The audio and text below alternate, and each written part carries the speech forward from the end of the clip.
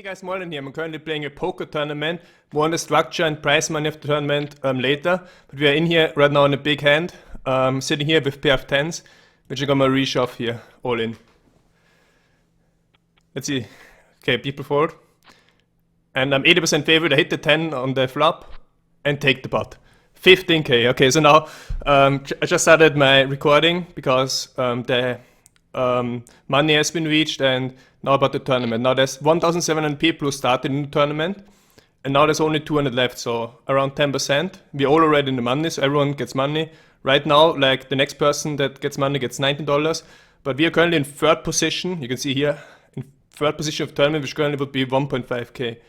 And my goal, of course, is to get on the final table, the top 9, and make one of the big money finishes. Maybe even like a 4-figure. Top 4 is the goal. But of course, everything can change in a poker tournament. Now, position 3, when there's still 200 people left, doesn't mean much. Everything can change still. He was considering to call, but I don't want to risk it. I mean, at best, it's going to be a coin flip, 50-50. But in worst case, he's dominated with a better pair. But if he would have folded to me, I probably would have gone all in. Depends. Okay, so here I'm sitting with ace-7. Definitely gonna go all in with that. The blind's already 5,000 worth.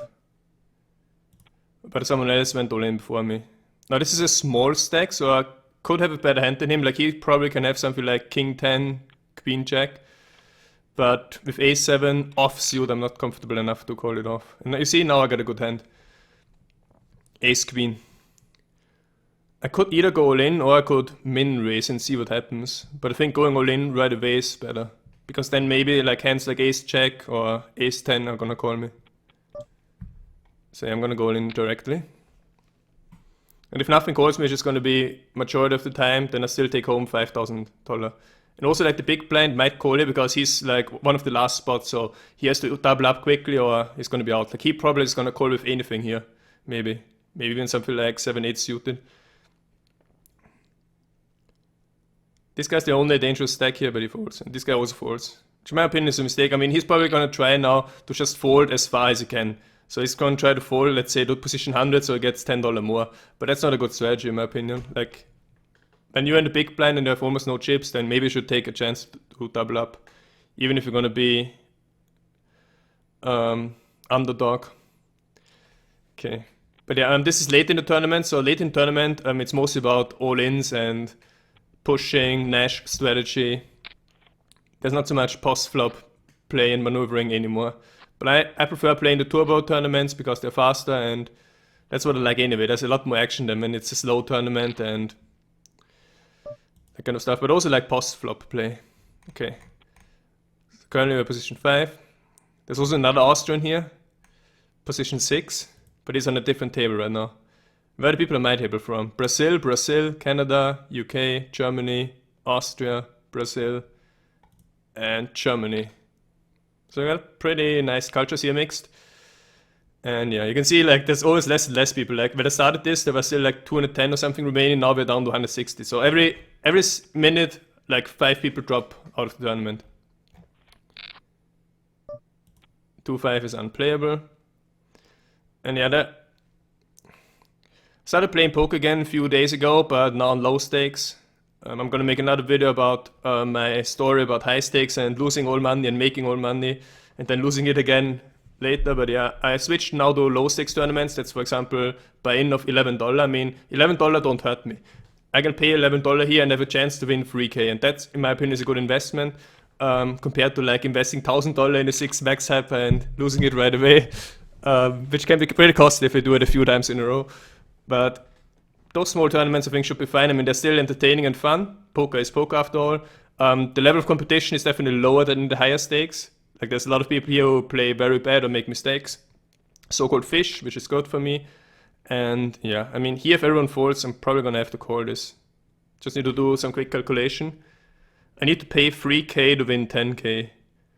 So as long as I win this around 20% of the time, it's good. Like I actually hope so I don't have to make the decision and that someone else calls. But I think here now I have to call. I think around 20% is what I need. I might be less than 20%, but still I can try it. Yeah, I'm 13%. It's not worth it. But anyway, not much hurt me, and this guy is from Austria, so it's good to keep the chips in the country. But yeah, I just invested like 2.9k chips out of my 70k stack to win a significant amount, 10k, because of the blinds, so I still think it's worth it. Here, if it falls to me, I'm definitely going to go all in against the big blind. Check 8 against the random hand is pretty good. And he's either going to fold or he's going to call, and then it's probably going to be coin flip, something like that. I mean, there's a small chance that he has me dominated, but I don't think so. But yeah, someone else went all in, and with check 8, of course, I can't call. Like, one rule of thumb that I learned is you always need to have stronger hands to call something than when you go all in yourself, because then someone else has already shown strength, so you need to be strong to be able to call him. So I prefer calling with, like, let's say ace 10, ace check, or a pair of 8s or better. Here's a min raise from a medium-sized stack. It gets folded to him. People tend to play pretty tight late because no one wants to bust out. So they was like, I'm only gonna play aces now, or kings, or maybe queens and ace king, but nothing else. And that's definitely with the blinds being so high and getting higher and higher every moment, it's definitely not a good strategy. But then again, you also don't want to do stupid things. Like, for example, I had a deep run in the Supersonic. That's a very high buy-in, $215 tournament. And I was actually the chip leader when there was only 30 people remaining. But yeah, then I tried to steal the blinds with 6-9 suited as a bluff. And got called by like jacks or ace jack. And yeah, ended up 18th place for something like 2k. But first place would have been 40k, and I had a chance to do it. But you know, those things, those experiences just help me and make me better as a player. Like, poker is a game like where I thought I'm super good. But then I realized, oh, I'm actually really bad. I need to learn this game. I need to work on myself. Need to analyze hands. Need to learn strategies, talk to other people, and so on. Because the game is far more complex than I thought it would be. And this is a situation where I could try to steal a blind because this guy's sitting out, but with 4-7 can't really do anything. This guy probably has the same idea. That he doesn't go all in here means that he probably has something like aces or kings. I mean, it's gold style, so I assume a good player. Like, he wants to be called. Ace queen, okay. This guy does a relatively loose call with queen check, but he was low on chips, so he had to do something. Okay, 5-2 is unplayable. Even though this guy is pretty tight, so he might not call me. But the thing here is, like, those two might over shove me, so I don't think it's worth to invest 5,000 here. But my plan was to invest 5,000 because I know this guy's sitting out. And this guy is pretty tight, like, he's not gonna call me with anything less than checks or something. So it would have been a good idea. Maybe this guy is thinking the same and trying the same. If he doesn't, he's handing over the chips to this guy for free. He's doing the same. This guy's gonna fold. Like, he's too tight to make a good call here. Yeah. This guy could have done this move if anything. That's why I wanted to do it myself with a min raise. But as I said, there's two random factors, like they too have two random hands, and maybe one of them has something, and then he's just gonna reshove and I lose the 5,000. Okay, this guy goes all in, he gets reshoved, so this guy's probably a pretty strong hand. Ace queen, yeah. 10-8 suited is also okay, like this guy needs chip badly, and see, he gets it. That's where, like, a lot of people make the mistake, like they blind out, like they don't play anything at all, no suited connectors, no Jack 10 suited or so on, which is a pretty strong hand because it also is pretty good against many of the top cards like ace queen or ace king. Still like 40-50% chance to win against them.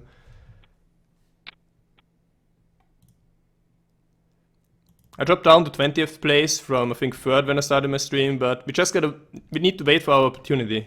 We're not gonna play, like, look at our last hands, we didn't get anything.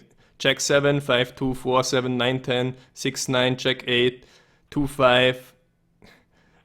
You see, pretty much nothing. Like, the last hand that I got was ace queen and I took the blinds with it.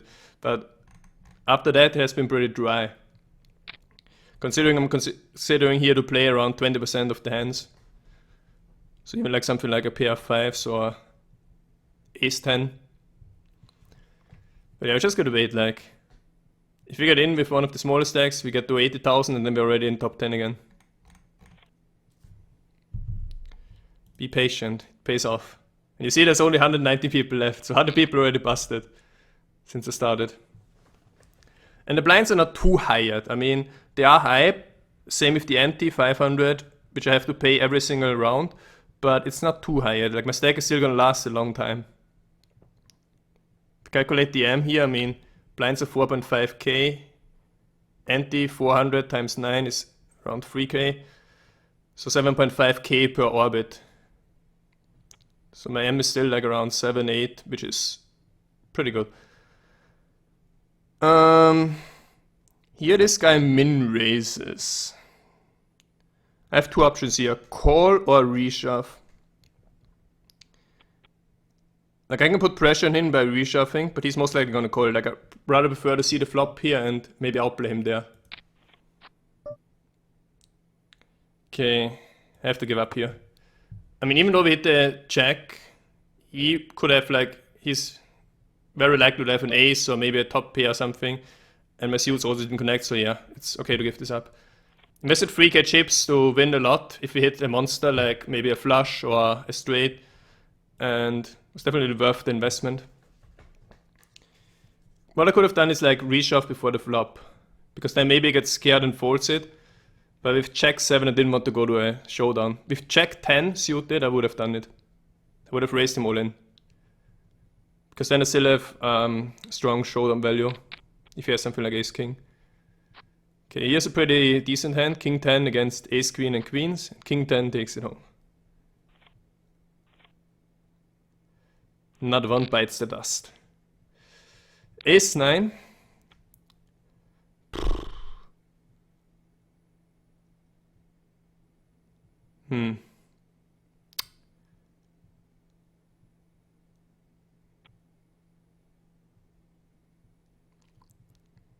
Nah. I could try to squeeze here with ace 9. What do I know about this guy?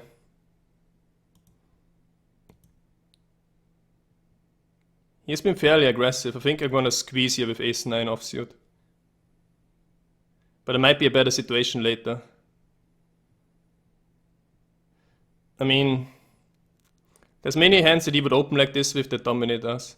Like he would do this with a pair of kings, queens, jacks. Like all of those hands are better than us. Like I don't think I can get him to fold with a re-raise. So I think I'm just gonna fold. But yeah, it was pretty close. It would have been ace 10 suited, it would have reshoved, ace 10 offsuit, I'm not sure.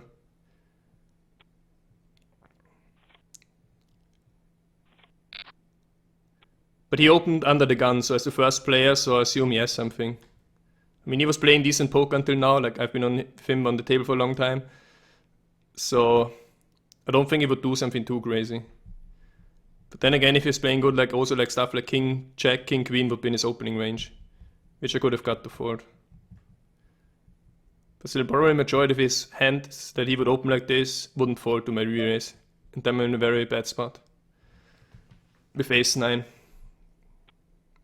Like ace 9 against a better ace is usually only 70 or 25% chance to win.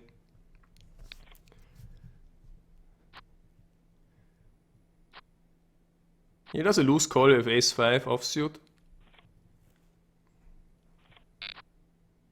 Still has to call it because the small blind could go all in with anything. Currently position 38. Problem on my table is that everyone is so small.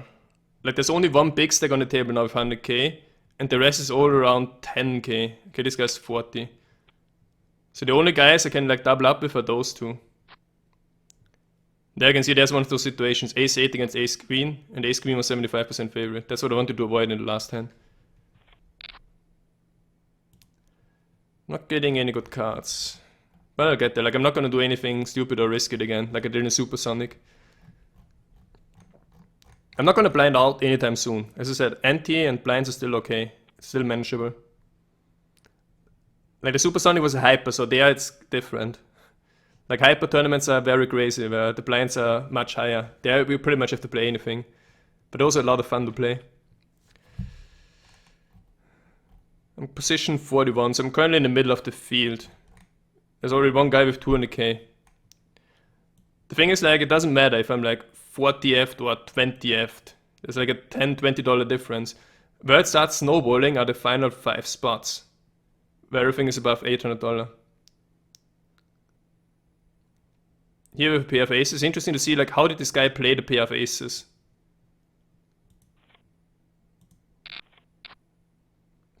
Let's see. He called with it, he limped with it. And this was then just like a desperation bluff, because it was a big blind, but yeah. But it's very important to know that this guy limps with aces and probably kings as well.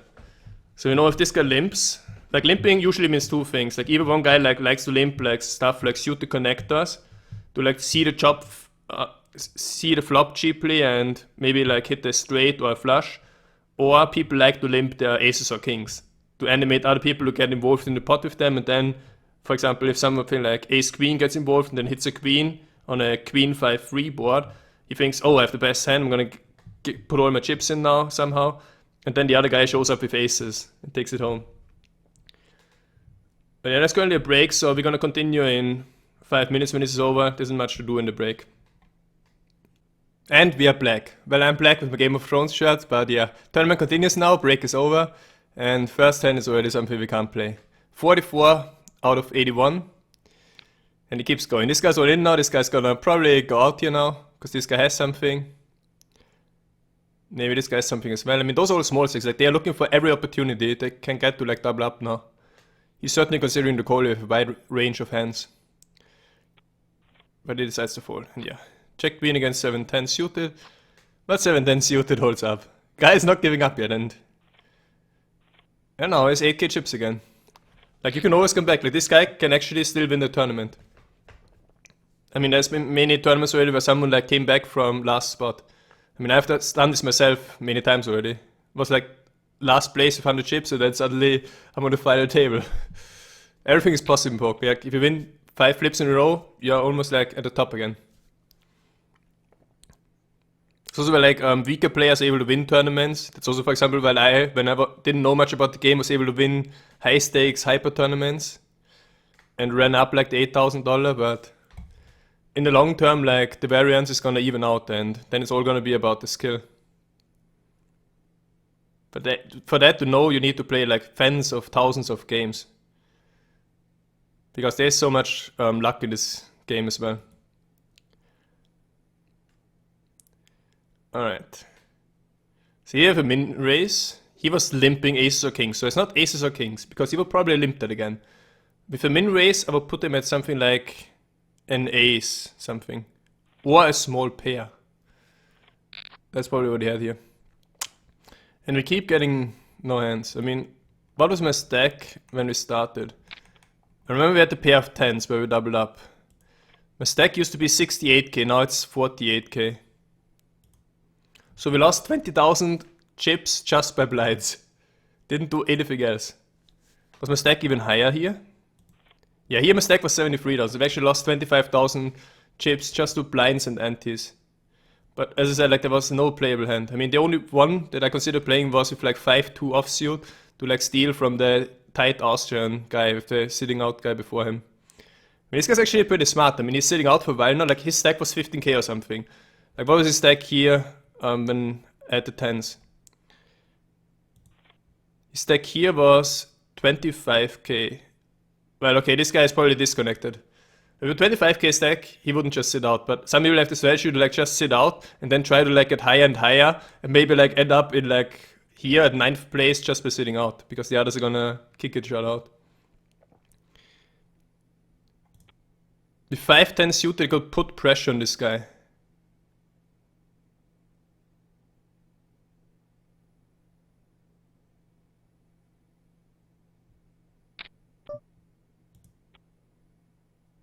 But not anymore. This guy's all in. But as considering here, I mean, he's gonna call now. Yeah, he probably would have folded queen 3. I mean, against a random hand, he's only gonna call with 20%, so I can just put him all in and then take home $10,000 chips.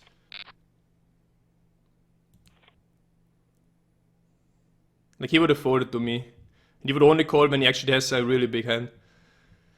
So yeah, this is a spot where I think you can shove any 2 cards and be profitable, because the blind's already so high. And he's only gonna call with the top range of his hand. With the top range of the hands he gets. Yeah, we already have a raise, can't play this, and we're down to 50 after 75.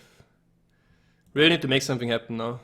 But I mean, how many hands in a row was this now with nothing? 1, 2, 3, 4, 5, 6, 7, 8, 9. Well, here I was considering the squeeze. 10, 11, 12, 13, 14, 15, 16, 17, 18, 19, 20, 21, 22. 22 hands in a row with nothing really good you can play. I mean, this was the one hand that I was considering here to squeeze him. But this guy, like, under the gun is really strong if he opens under the gun against 7 other players. I was considering here to re-raise all in and put him to make him a tough decision, but if he has something like ace check, ace queen, ace king, he's not going to let it go. And especially not if he has a top pair like kings or aces or queens or something. So in this particular situation was too risky. If this guy, for example, or if this guy, like say this guy is 40k and it falls to him and he does the 6k raise, then I would have done it. Because like a raise from the later positions is much weaker than like from under the gun from the first guy to act. Because this guy acts against 7 people and he's like, okay, against 7 people again, like raise this. But if this guy, especially this guy here, the cutoff would do this, then I obviously would like go all in here. Because I know, okay, this guy might just try to steal the blinds here. Okay, let's see what hand this other guy had. It's always important to like analyze the hands. He had queen, jack, queen, king. This guy was min raising. Call, call. Bet, call, call. Bet, call, fold. The queen is no good here. I mean, this guy should have given up. There's no way this guy would bluff here. He played it pretty well. He could have bet the turn as well for value. But yeah, the baby is pretty strong, it seems. Here I have queen 8 offsuit. Pretty close to go all in here.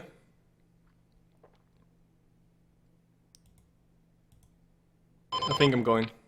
Because I didn't play any hands since 20 hands. So my image on the table is pretty tight. So no one's gonna call me here. Unless he has a really super strong hand.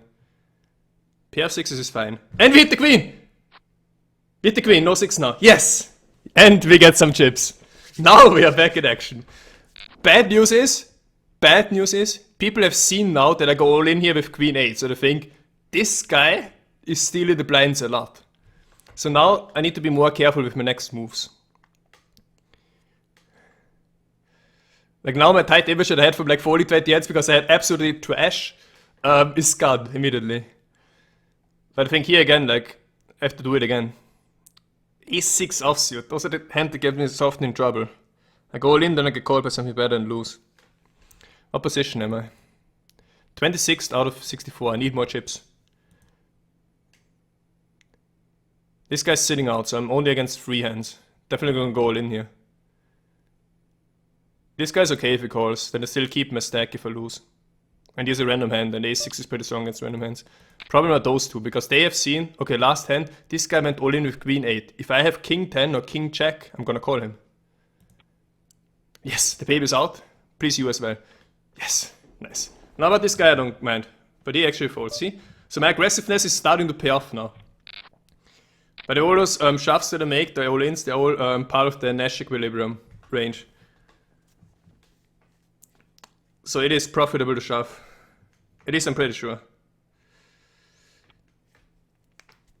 I spent a lot of time to like learn some mathematics of poker recently, playing hyper turbos, sit and goes, and it really helped me a lot to improve my play. Like I was watching one of my first videos, and I've played terribly there. Even though I still won the tournament, I got second. Actually, poker is much more complex than I thought in the beginning it would be. Like I thought I'm good because I read some books from 2005, like Harrington and Hold'em. The books are actually pretty good, but they're completely outdated now. Like the game has improved so much, and while I was a winning player when I played back in the days like 2007, 2008, and now when I came back, I just got lucky when I won a lot of money, and then in the long term I just lost it all because my playstyle wasn't up to date, and I made stupid decisions all the time. In this tournament I've been playing pretty well so far. I mean, 1.7k people, and we're down to 58, and I'm 24th, so in pretty good position now. Obviously 24th doesn't pay anything, like $60. I mean, okay, it looks good to have like win $60 for free, but I want more. I want the 1,000. So I really need to try my best to win this. I mean, obviously I need 1 or 2 times luck as well. Maybe we're gonna flip. Maybe it's gonna be like something like pair of 10s against ace king, and then it's 50-50 to double up. But imagine if I would double up, which I can't on this table. Actually, I could against the baby. But if I would double up, or I could also against this guy. Or against this guy. Okay, there's more bigger stacks now. 1, 2, 3, 4, 5 big stacks, 2 small stacks. And I'm also big stack, 6 big stacks. If I double up, I would be at 160, then I would be in the top 5. Obviously, I'm not gonna call it with king 2. He has a much stronger hand. The baby's marked as bad player. Must have been from ages ago. He's been playing solid in this tournament at least. Okay, here we have an all-in and this guy calls. If a supernova calls, you know, okay, this guy has something. He has at least ace 10 or better. So ace 10 or pair of 8s or better. I can't imagine him calling here with anything less than that. This guy could have anything, like a low pair, pair of 5s. Anything better than ace 8. Maybe also stuff like king queen suited. Ace king. Yeah, the ace 10 offsuit call was pretty borderline. This guy's down 20k. He's a strong player, so it's good. I don't know how strong this guy is. Is he playing on other tables? Yeah, he's playing on a lot of tables, you can see this here. Also like high stakes, so this guy's also a very, very strong player. Sitting here with a pair of queens. Definitely gonna re-raise all in here. He could do this min raise if anything. Now it's the big stack, now he wants to dominate. This guy's playing on main tables, high stakes, so he's obviously a very good player. So he should be able to fold here. Or he could have something like ace check or ace queen and call, and then I'm big favorite. So this is gonna be the deciding hand in this tournament. This is about doubling up now. Unless he folds, which is also possible, yeah. 36,000 chips for free. That's good. Like, he has a wide opening range under the gun if he is able to fold this.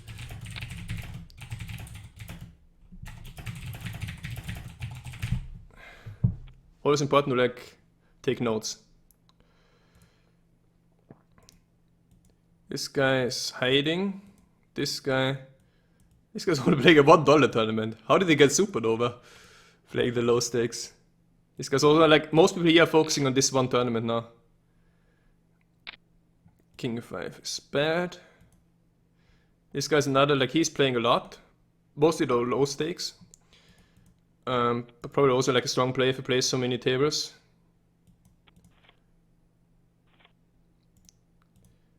And this guy is also only playing one table. This guy is hiding. He's Platinum Star, so I assume he's at least pretty decent.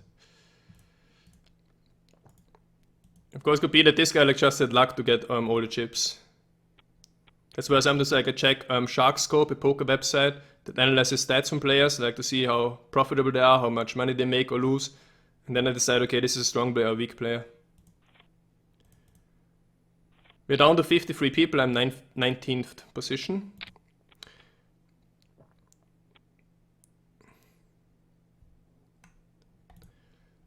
$19th place, where now we get $65, yeah, that's nothing. Any other players that I know are still in? No. Do you know anyone here? There's another Austrian here. Oh, the baby is the Austrian. Okay.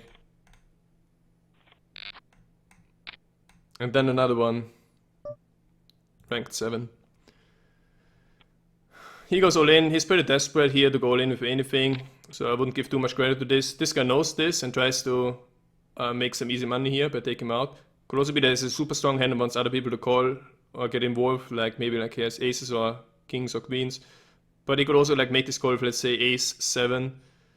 As I said, ace 7, because this guy would call in with anything here. He happened to actually have something, but the call was fine. And see, he wins anyway.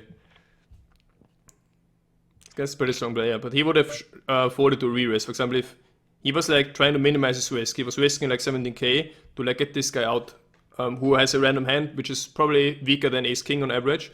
But if this guy then re-raises all in, then he would fold, because then he knows, okay, I'm not gonna risk with ace 7, 100, my entire tournament experience, when this guy re-shoves. And now we see it. Baby's all in, which means Baby would slow play aces or kings. So he doesn't have aces or kings. He could have something like ace jack, ace 10, king, queen, those, or a small pair. Those are the hands Baby could have. If this guy reshoves, I would put him at least ace 10 suited or ace jack offsuit better, or a pair of eights or better. So it's important to like put other people on ranges, so you know, can you call them or can you shove into them and so on. Can you shove into them is more like how many people are left and how tight are they, how aggressive are they, how loose do they call you. And when you see, for example, okay, if he would actually really have a monster, he wouldn't like go all in. Like then he would try to like slow play. But he has actually ace king. And this guy hits 4 of a kind. 4 of a kind tens. GG. And now I have a really, really big stack to my left, which is very bad. Because now I can't steal blinds. Like ideally you want to have a small or mid stack to your left. For example, I would love to have this guy to my left, or maybe even this, because then I can always go all in against them to steal the blinds. But against this stack I can't really do much. Ace queen against kings, and he gets even bigger. This guy must be the ship in the knob by far. 480k, next guy is 280k. Enjoy your tournament win. Enjoy your 2.7k. Oh, I have to sit out. Come on. But good thing is that I'm behind the blinds, so I only have to pay the 1000 ante now until the blinds reach me. Supernova is good. This guy, let's see where he is. He's hiding.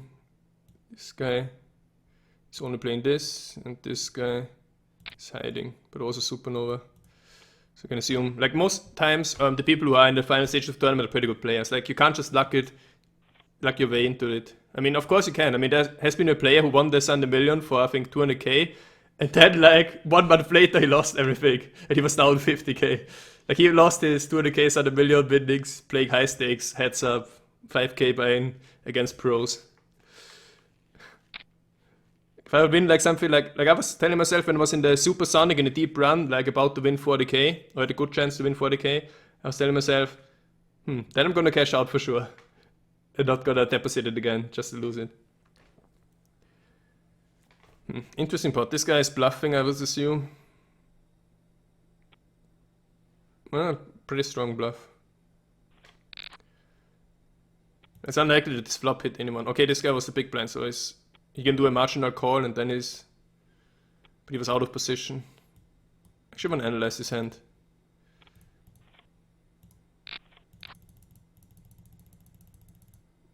There was a call?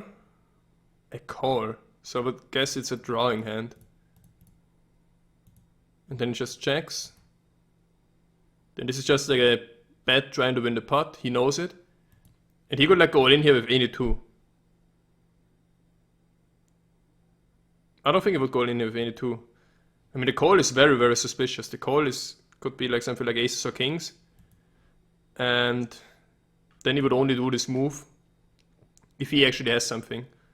Like let's say he's big blind, he can have a random hand, he could have like 10-7 or maybe a flush draw and then move all in. So I think he had something. It wasn't a pure bluff. I lost a lot of money already by bluffing. Like sometimes I think my only chance to win the pot is bluffing, and I put all my money in and then get called anyway and lose everything. Jack 9 offsuit. It's clear all in here.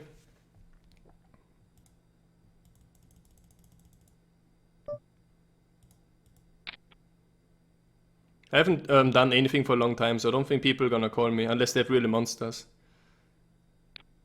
Oh shit. 17%, I got called by a pair of queens. 1%, and it's over.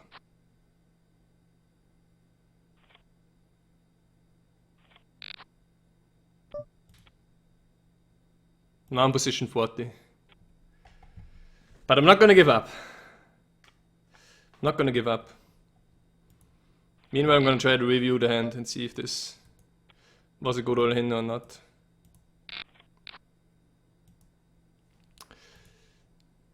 It was definitely borderline.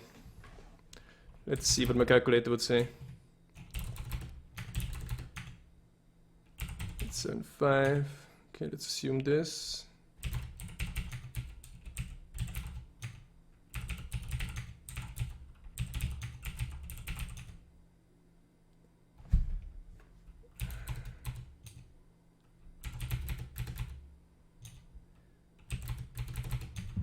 Okay.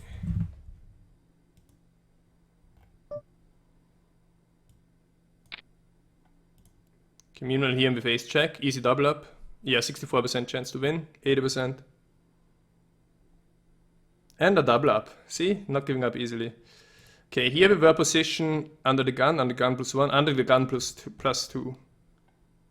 Yeah, I should shove, like, you can see the ranges that I should shove. A pair of 4s are better, ace 3 suited are better, ace 10 offsuit are better, king 9 suited are better, king jack offsuit are better, queen 9 suited are better, and jack 10 suited better. So the jack 9 suited was very, very borderline here. But still okay, I think. So it wasn't a big mistake to shove there. Like, it was, as I said, borderline. You can say it's good or bad. I mean, you can also see other things. Like, you can say, okay, you were risking your tournament life on jack 9 suited with 4 big stacks acting behind you. But yeah, still think it was okay. Here's an all-in from a first position. Sitting here with ace 8. I think I have to call this and try to get lucky. Yeah, I'm 38th. I'm not gonna get a good hand anytime soon. Might be dominated here, but maybe it's something like king, queen. King 10, I'm favorite. 74%. 86%. 100%! I doubled up! From last place, I'm coming back in the tournament. 26th place now. I almost got all my chips back. I was dead in this tournament. I told you guys, never give up. Now I'm gonna win it. Now I'm gonna win it. I need to double up one more time and I'm again in like top 20. Phew. This tournament is intense. Don't want to end up like anything less than $100, so I need to get at least 15th place. But yeah, very, very strong call with ace 8 offsuit. Okay, now I'm gonna like slow down a bit.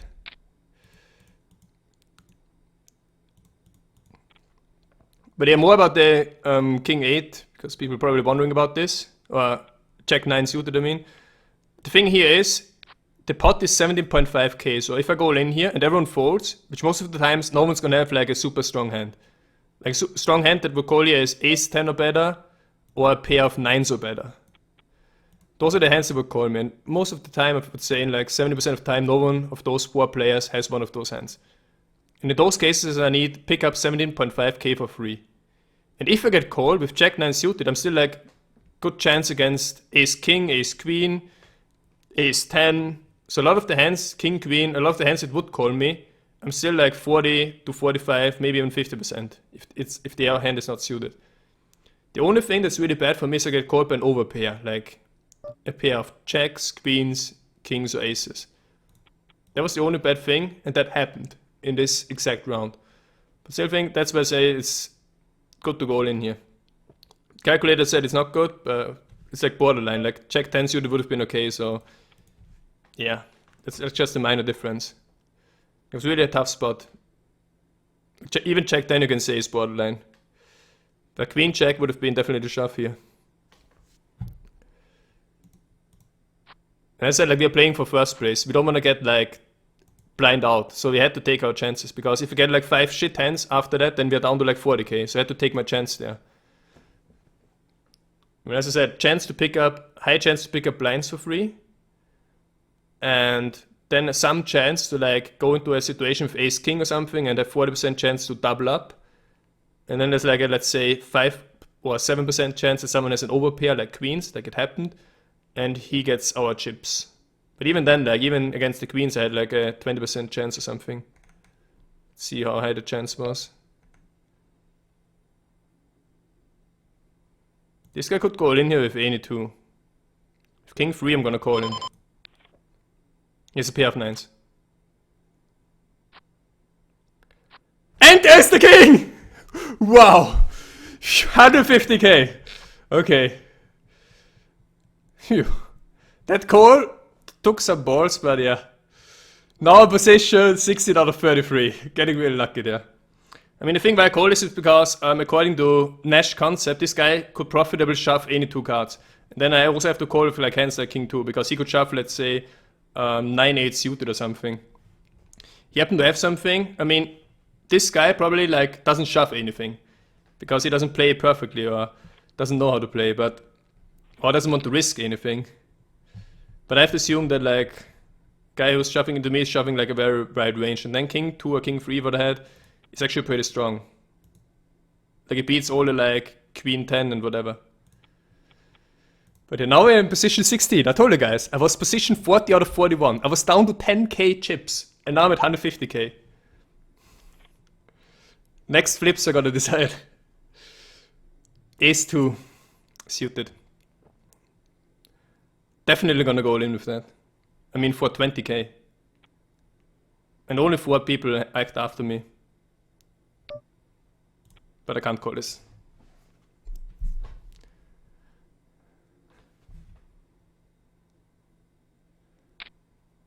Okay, let's see what hands those people have. Ace 9 and Queen Jack. If I would have gone all in, I would have won the hand. With a pair of 2s. But on average, Silving would have got to go all in, but in this case it wasn't good to go all in because this guy had Ace 9 and he would have called me as well. Ace Queen is easy all in. And now I'm actually wanting to be called. I want to be called by like Ace 10 or Ace Jack or Ace 9. I want to be called now. And double up. Then I would be at 300k, which would be 3rd place. No one calls me. Picking up without any risk, the chips. Ace 4 is not strong enough here. On the button, I would go all in with it. But here in the first position against 1, 2, 3, 4, 5, 6 hands is not strong enough. This guy could like go all in here with anything. And if this guy doesn't go in, then this guy goes all in with anything. And the pot is so high now, 23k. But yeah, maybe they don't want to risk the tournament experience now. And like have this guy wake up with something. There is a call. This is like always very, very dangerous. I don't know if this is the same guy that I called before and then the other guy like went all in. I think it is the same guy. So this guy's like calling with suited connectors or something. With like marginal hands. Doesn't want to risk anything. And then he folded to the other guy's raise, so he might fold here as well. Unless he has something or he tries a bluff. I mean, this bet doesn't mean anything. This could be just like a bluff trying to take the pot. This could also be a counter bluff. Now it's going to be interesting. I think this guy's the fold. I think both are bluffing.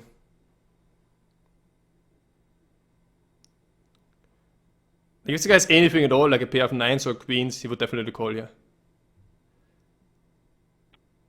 But he folds. And this guy could like do this move with anything.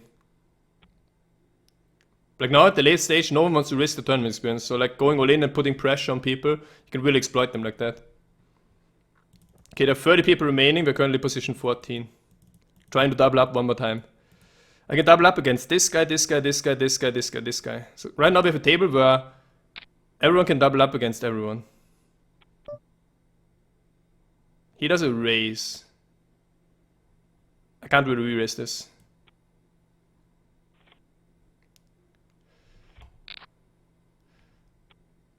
Like he calls and raises, it's really hard to put him on any ranges. Like I don't know much about this guy. He's not even showing himself. He's like trying to control the table. Picking up blinds here and there without any risk. Because if he gets shoved on, he can just like call or fold. Like now he got like 80k chips for free. But just doing like the small steps always.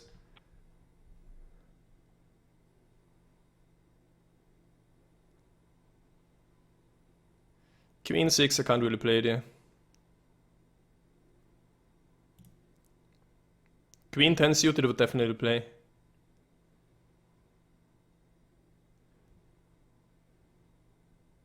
Right now I think the best strategy is just go all in. I don't feel like min raising is a good strategy now at all. Just play push fold Nash strategy. Especially with me, like I don't have a dominant stack, so I don't really have much room to maneuver here. What I need is a double up. Like this guy's a dominant stack, like this guy can go all in with any one of the others without any risk. I'm sure he doesn't want to burn like half his stack against any one of us, but if he loses an all in, he's still gonna be pretty strong in the tournament. Blinds are soon gonna be 6,012k and they're gonna hit me. That's 18,000 plus the antes. I'm gonna go down to 100k soon. Then I slowly have to think about pushing a pretty wide range of hands to stay relevant in the tournament. Like, I don't want to be like, for example, those guys. These guys 30k, 40k, 50k, they're currently irrelevant. Okay, here we have a battle between the blinds. We're down to 27 players, so now there's 3 tables of 9 people each, which means we have to tighten the ranges again. So important to know, if there's only like 5 or 6 people on a table, then each hand gets stronger. For example, then ace-10 on a 6-handed table is much stronger than ace-10 under the gun in like a full table. Because here you're up against 8 random hands, and on a 6 max table you're only against 5 hands. Here begins again. Bet, is he gonna re-raise again? He had success with it last time, he's probably considering it. And he elects to call. What hand would he call here with? Like he is as a monster or a bluff catcher? This guy checked, signal weakness. Now he has to go in. Put maximum pressure on him. He's signaling weakness. Like if he actually has something really good, he would bet for value here. But he actually also checks down. Both don't want to risk anything. I mean, the check down was okay because he had the queen as bluff catcher. And this guy, like, if his check was signaling weakness. But the thing is, like, if he would have gone all in, this guy might have called with his queen as bluff catcher. That was actually pretty well played by this guy. Like, what he did is, by checking down, he was like minimizing his risk against the monster. Like, could be that this guy's a monster, he's slow playing it. For example, he has like a pair of 6s or something, or a flush. And against that risk, he was just checking it down. This guy showing his kings. Those are always the funniest people that like show the cards they had, giving away free information. So now, no, for example, okay, what happened here? Let's see how this guy is playing kings and aces. Min raise. Min raises aces, kings. And the fact alone that he was showing it means that he's probably a weaker player. Like I have 3 types of labels here currently. Weaker player, which is the standard that I give many people. Then fish, which are people who are completely making very bad decisions, especially important when I grind hypers or something. And then regular is a very competent player. Of course, regular can be very strong one or also like weak one, depending on them. Ace-10 here is a clear all-in. Don't want to get called. Big stack calls me. This is now very, very dangerous. Here's a pair of 8s, coin flip. And there's the ace! And the straight draw! Yes! I double up against the chip leader! With my ace-10. His call was okay, by the way. And now ace-queen, right away. Fire second bullet. Now people think, okay, this guy's going all in with anything. And now I might get called again. Second bullet, right away. Now I'm on fire. A position 5. Currently worth $800. I'm shipping this tournament. I told you guys. I was down to 10k. I'm shipping this tournament. Everyone folds to me. Good. Still position 5 though.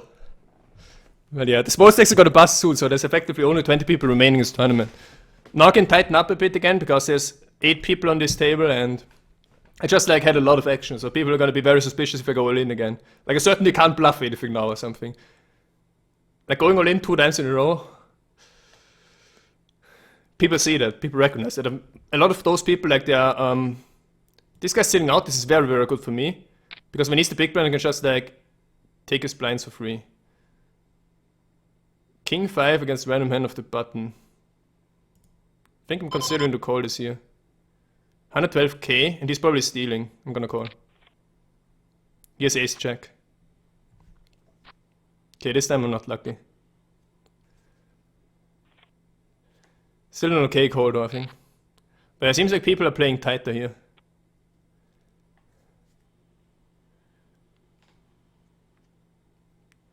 But the thing is, it's optimal for him to like steal here with a very wide range of hands. Okay, you can't really call that. Check 10. Down now to position 10.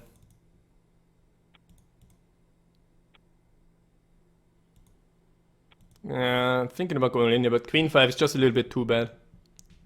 But you see, people are very, very tight here. That means I have to adjust my ranges. That means it's actually very bad to like call with something like King 5 if people are playing tight, because they're afraid now, but I can actually shove a lot more. So I should be more like on stealing myself instead of like trying to catch someone stealing, because those people are playing tight, like I can't do anything against them. The people are not playing like Nash Equilibrium game theory. That's what you learn in like Hyper 6 Max or single table hypers. But here people are playing different. If people are like only like shoving like stuff like ace check or better, then like it would be suicidal, like what I'm doing to call with King 5. Like I was putting 100,000 chips on fire there. But even that, I mean, King 5 wasn't that bad of a situation. 35% chance to win. That's not that bad. That means 1 out of, actually more, 1.1 out of 3 times I would win with that. But then obviously as soon as flop didn't help me, because he had a pair of checks, I couldn't do anything anymore. Okay, pair of 5s, easy all in. 33k for free. If someone like calls, you have a chance to double up. People, as I said, are suspicious, but they're also afraid, they're scared. So I think many times I'm going to pick up the blinds here for free. And if they call me, I still have showdown value from pair of 5s. Okay, this is going to be about the end of the tournament. Ace King, 52%, 73%, 93%, 100%! Double up! Yes! Yes! I'm now position 3. Phew. This guy was threatening me with Ace King. Of course, very, very strong call by him. Like definitely, easy call, I mean, was no mistake by him, but going all in with my 5s is also, I think, pretty good. Like I'm exploiting the fact that people aren't calling enough. You see, like often he folds. He should never fold to the big blind at those levels. People don't play aggressive enough. And now I'm position 3 out of 20. Yes. I was down to 10k chips 30 minutes ago. This tournament is intense. There's another break in 20 minutes, by the way. I didn't know this tournament would take that long. Okay. 20 people remaining. Like I fucked up the Supersonic. As I said, I'm not gonna fuck up this tournament. I'm gonna try my best to actually win it. Okay, this guy's not choking. Yeah. This guy was raising with a strong hand. Then this guy thinks, oh, he just wants to steal my blind. Re-raises him. But then he says, no, I'm not choking, I actually have something. Re-raises him. And then he gives up. You see, they're both tight. Like, none of them tries to attack me. That's very important information. Tight and probably not that strong as players. If the blinds being so high, they should have put pressure on me. And then I'm in a really tough spot. Like, am I gonna call an all-in with queen 10 or queen check or not? But people here are playing far too tight. That's like on the small stakes. But maybe I just have like a wrong idea of how tournaments are played. Maybe I'm playing to lose. I mean, I'm certainly playing to lose with my calls. Like my calls are assuming that everyone is playing perfectly Nash strategies. Which doesn't happen here. People are playing much tighter. And then I'm like just setting money on fire if I call with like King 2 or King 5 from the big blind against the small blind. I mean, last hand, like they were giving me the blind for free. Okay, in an all-in situation, King 7 actually beats King Jack. That also happens sometimes. So like the worst hand wins. King 7 beats King Jack suited. But even I have my limits. Like even I have my limits, and even Nash strategies have its limits, which means you can't really play something like 3-6. I mean, there are certain situations where I can play it. Like I would assume in this current scenario, like if you're, let's say, down to 12 people, and I'm 450k and they're both 120k, and everyone wants to get on the final table, then I might consider like shoving a2, because then they're too afraid to like call with anything other than like ace king or aces or kings or something. Because they want to like get to the final table. They want to avoid confrontation then.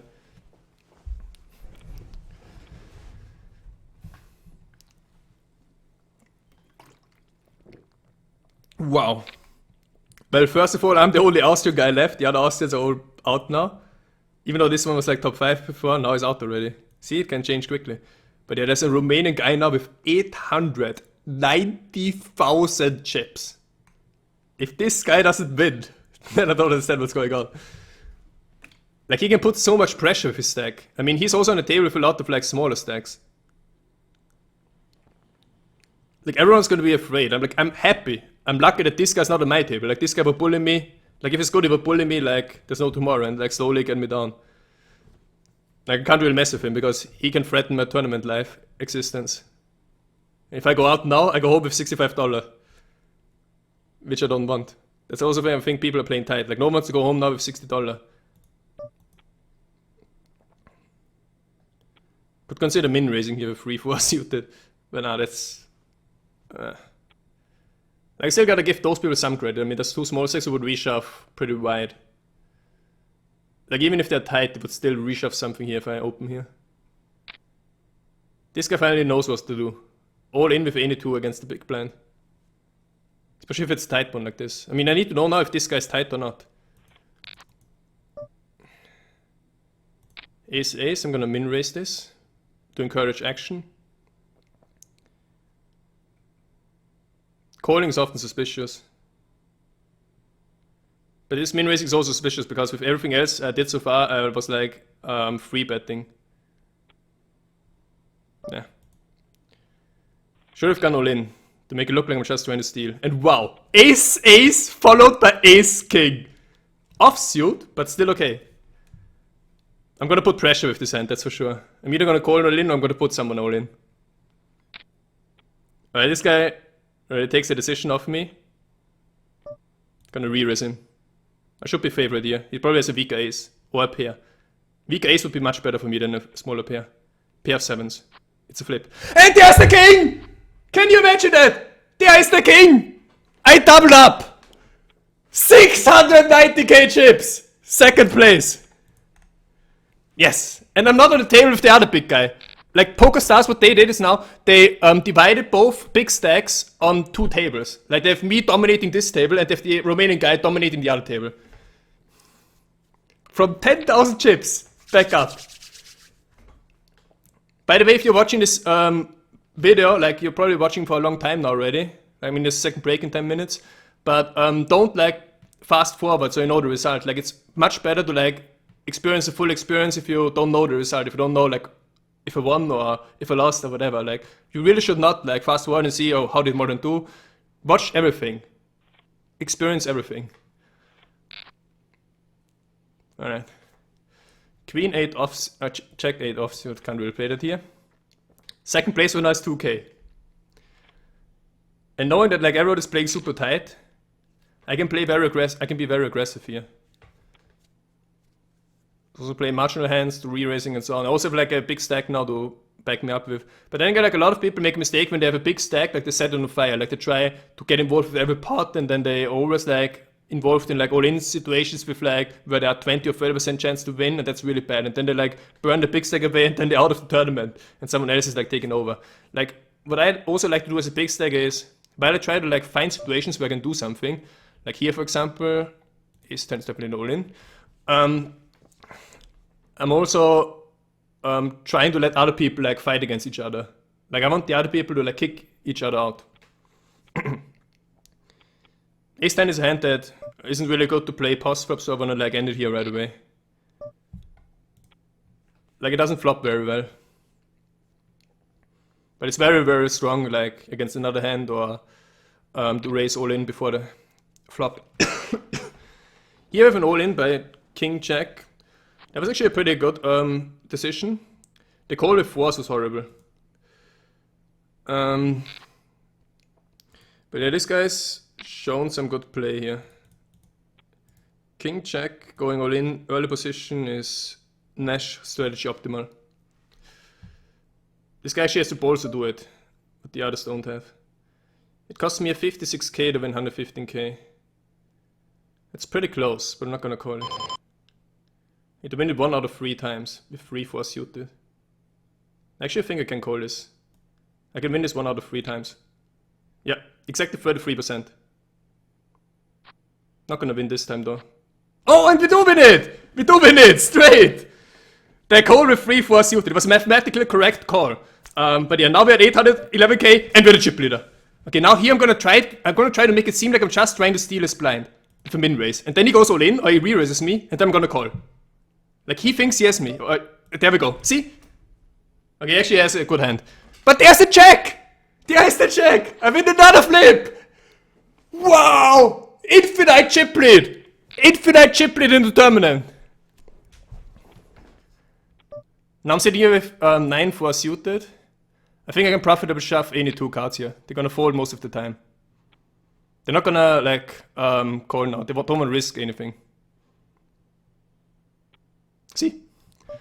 Profitable shove with any 2 cards. Gives me 35k for free. Ace-2 I'm also gonna shove here. I'm now putting extreme pressure on everyone else. Like, no one wants to pass in 14th place. Because why? 14th place is $100. People wanna go to like $40, $500. They would only play the absolute best hands right now. So I can like keep creating insane amount of pressure here. It's also good that I got out like the Supernova, because Supernova players know what they are doing. Like, there's a lot of people here in the low stakes that don't know what they are doing. And I'd rather like play against them, especially when it comes down to heads up and that kind of stuff. Like, I think my edge in this tournament here is pretty large.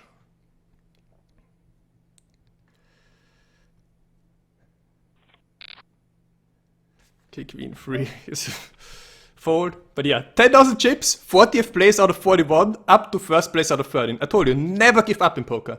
I was playing a 6 max hyper where everyone starts, there's 6 players, and everyone starts with 500 chips. I was down to 12 chips. 12 chips? And guess who won the tournament? Yeah, I did. Down to 12 chips. I let the other people like get each take a shot out, and then I won like 3 flips in a row heads up, and then suddenly won the tournament. Poker, everything's possible. You can see here with all the folding going on, people are extremely tight, which means I can like play a very, very wide range of hands to steal with. I mean, not the absolute worst hands, not like trash like 2-7 or 3-10. Even though like before, okay, that was trash, but that was my first move. I mean, I got on this new table, people don't know me, and with 9-4, and 9-4 is not that bad. I mean, yeah, okay, it's pretty bad, but it's not like the absolute worst. It's not like 2-6 or 2-7 or 2-8 or 3-8. Here I have to fold. But you see, people are way too tight. Like, you put me under pressure. Like, he's like, oh, this guy's the big stack, like, I'm not gonna mess with him. Yeah, I'm gonna easily put any 2 all in. And I get called by aces. That happens from time to time. Bad news is not that I lose this. The really bad news is that I've shown now that I'm going all in with anything. So now people know.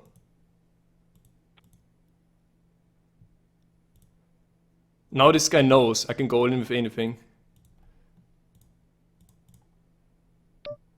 So I can't really put any more pressure, you know. Especially not with 4-9 suited, but I can still put pressure with like other hands. But yeah, good question is, was this a profitable shove or not? This was definitely a profitable shove, yeah, 100%. If I calculate it again with the new data, like, I think you can shove here any 2 or at least 70% of the hands. Okay, now we have blinds of 20,000, 10,000, and 2,500. First stack is 6 suited, it's good enough here. But of course they know that I'm having a loose range. Maybe it's considering the call now with king 10, like this guy thinks this guy's going only with anything. It's creating a lot of pressure, but ace-6 is a decent hand. It's very, very weak ace, like it's better to have ace like 2, ace-3 because they can have straights. Ace-6 doesn't get straights. But it's at least suited, so it has some kind of flush chance. I'm getting called by 9-10 suited. It's like a desperation call. Give me chips for free. Even favored against 9-10. The call was good, by the way. Like, this guy was looking for situation double up. Queen check for 42k. From first position I don't want to play it. But this is a very close shove. But I want to calculate this one here first. Wait. Huh? Okay, this is the wrong hand. Where's the hand where I lost money?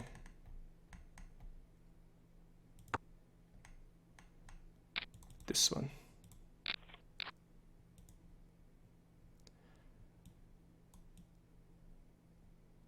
I could also employ a strategy of like min raising and then deciding what to do after. The problem with the min raising strategy is people are gonna reshuffle a lot, and if someone like puts me all in and then I'm like sitting there for a bad hand and I'm min raised, I can't do anything, then press fold, and then I lost all the chips that I raised with. So I don't think min raising is good. Okay, let me calculate this quickly. First place was 197,000. Then you have 47,000, 59,000, 316,000, 1,270,000. Can't call this obviously. And 173k.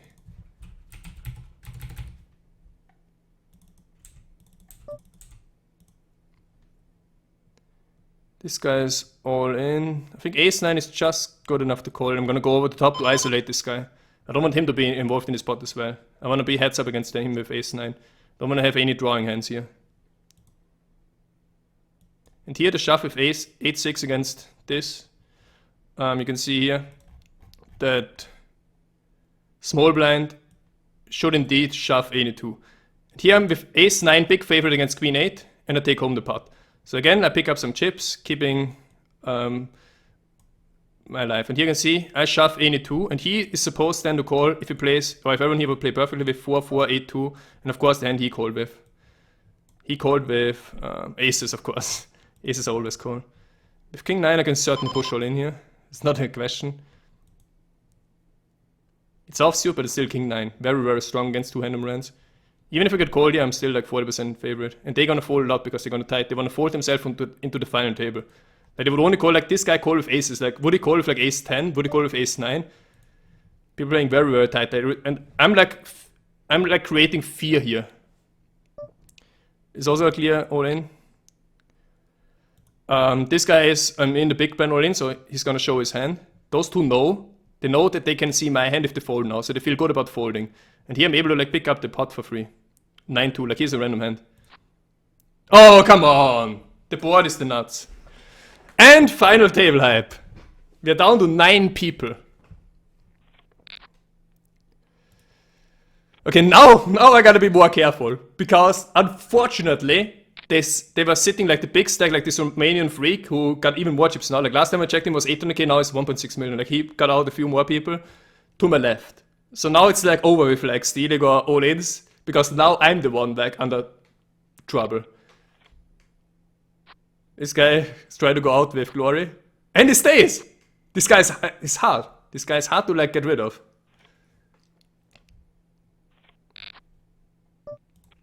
Okay. So how's the payout? We already won $169. But now you can see like top 4 is where the money is. I wanna, as I said before, I want at least a 4-figure finish. I don't need to win it because I know it comes down to luck eventually. Like, and I definitely wanna avoid confrontations with the big stack, because the big stack can kick me out. If I wanna flip, like I'd rather flip with one of those guys, like flip with 400k, flip with 500k.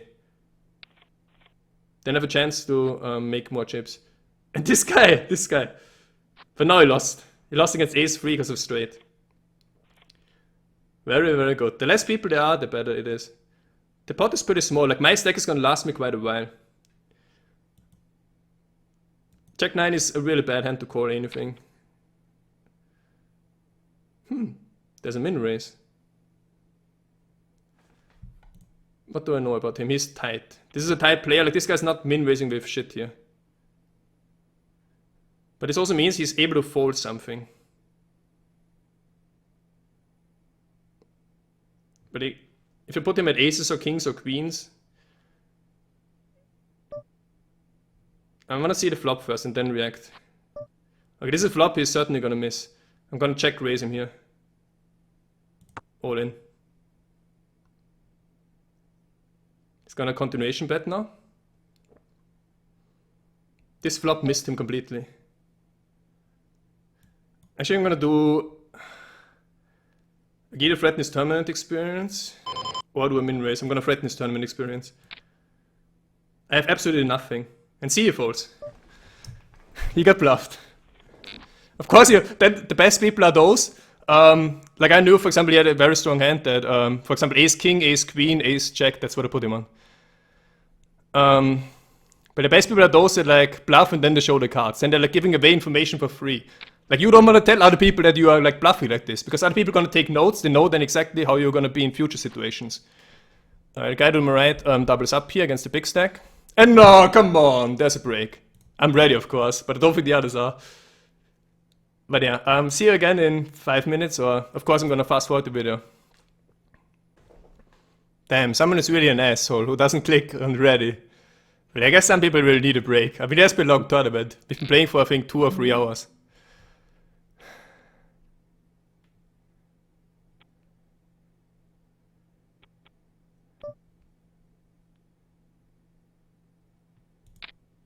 Ace 7 here.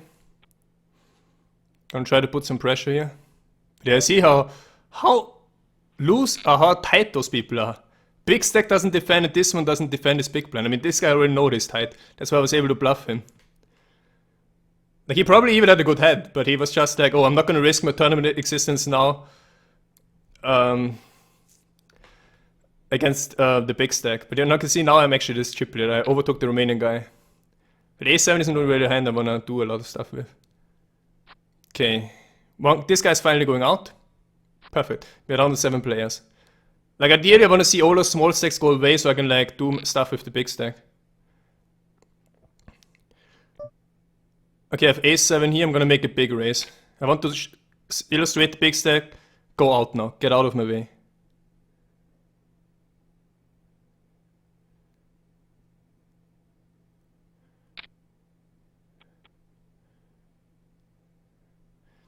He re-raises. I can now re-raise him. Which I'm gonna do, like this big stack could like just do this if anything. But do I really wanna gamble it? Would he fold to a re-raise? If ace queen here, I think I have to. It's either gonna be call or re-raise. But ace queen I wanna, it doesn't flop well, I wanna end it before now. And he calls. Here's a pair of aces.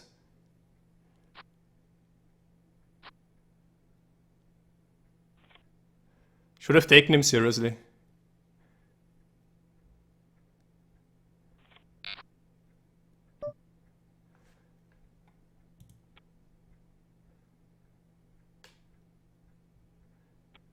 Now I'm gonna be 7 for $400.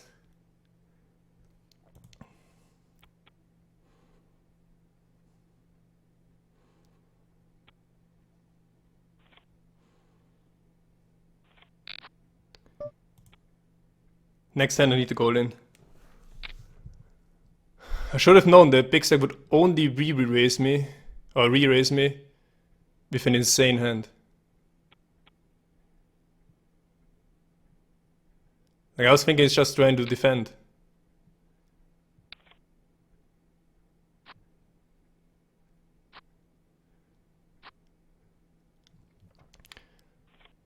Only time would fold now is if 2 other people get all in. Now he has 3 million chips. I mean, I was already down to last place once. Maybe I can do it again. Oh, there's one guy who actually went out already. I just won $200 for free. But yeah, now it's my chance to double up. I'm gonna stay relevant here now. 4-8. Nice try. 86%, 100%. Phew. Damn. Of course I'm feeling bad about this. I risk everything with ace queen. But I really thought he's just like trying to tell me to shut down.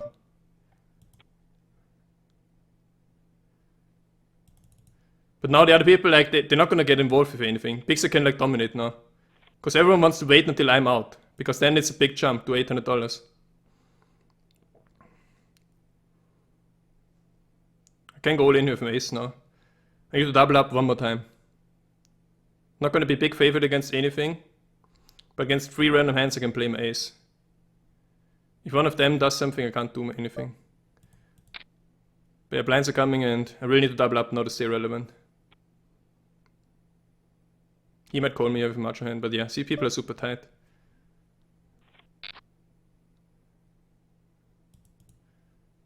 Can't play queen 9 now.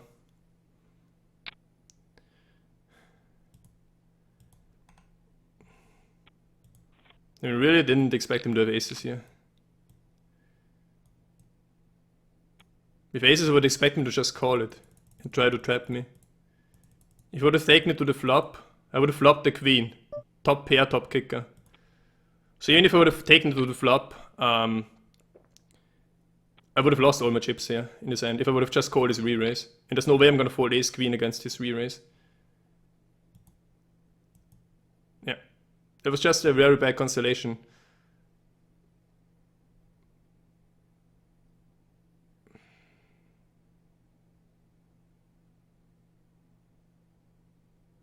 Two all-ins, that's perfect. I hope that this guy wins. He overcalled. This would be another pay jump. This would get me from 6th to 5th place. It would get me from $630 to $800. Yes, kings! Yeah, it hits the king. Now I'm just trying to make the best out of this tournament.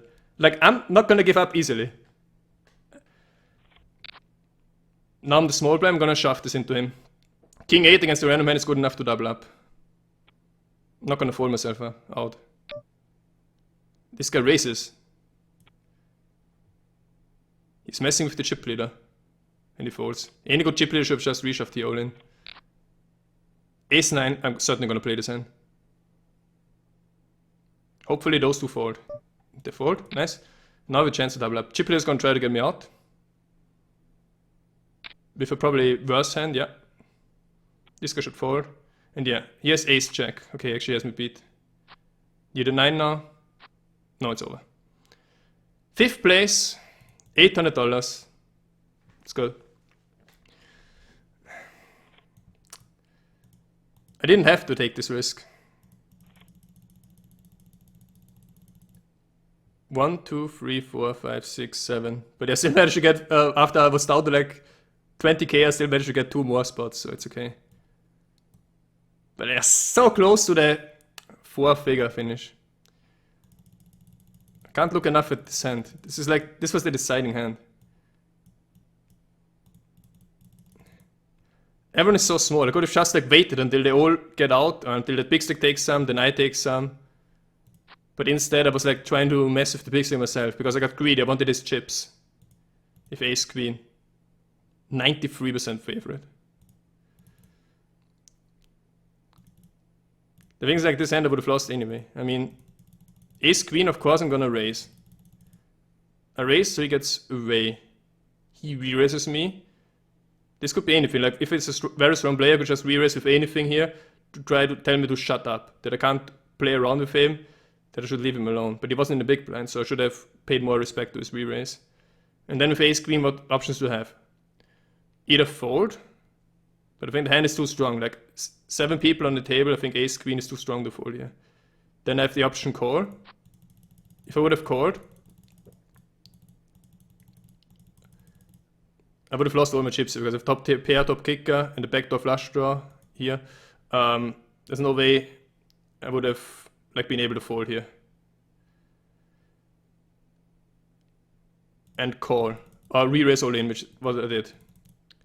I re-raised him here all in because I wanted him to get to fold marginal hands. I wanted him to get to fold like ace 10, which he would try to re-raise with, or ace jack, or maybe king queen, or a small pair. I thought my re-raise would get those to fold. He happened to have aces. It's just like the one hand together with kings and queens that like really dominates me. And it might have like even got jacks to fold, because then you might think, oh, this guy could have aces or kings or queens. So I don't really regret the hand. Maybe you'll see it differently, because this is the hand that like actually cost me the tournament. Like, I'm pretty sure the small six would have all busted. So I would have gotten at least second place, at least 2k. But now I still have 800. And learn something, maybe not mess with the big stack, but you also can't be too afraid. But there's certainly a lot of big blinds that went into this spot. But anyway, 5th place, $800. It was an exciting tournament, with lots of ups and downs, and yeah, this guy's probably going to win it, but I had a lot of fun. I hope you guys enjoyed the video as well, and thanks for watching. Maybe next tournament I'm going to win. See ya. I'll be back.